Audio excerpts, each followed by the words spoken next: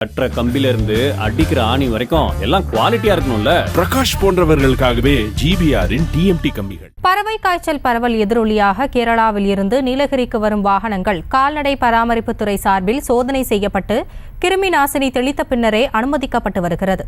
இதுகுறித்த கூடுதல் விவரங்களோடு இணைகிறார் எமது செய்தியாளர் அனீஷ். விவரங்கள்.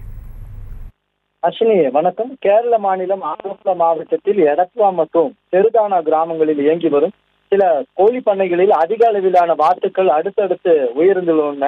அவற்றை ஆய்வு செய்த போது H5N1 என்ற பறவை காய்ச்சல் பாதிப்பு இருப்பது உறுதி செய்யப்பட்டது.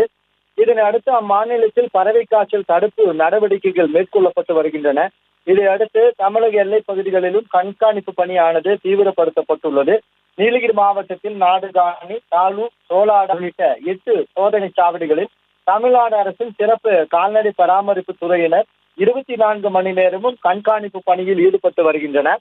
மேலும் கேரள மாநிலத்திலிருந்து வரும் அனைத்து வாகனங்களும் கிருமி நாசினி தெளிக்கப்பட்டு பின்னரே தமிழக எல்லைக்குள் அனுமதிக்கப்பட்டு வருகின்றனர்.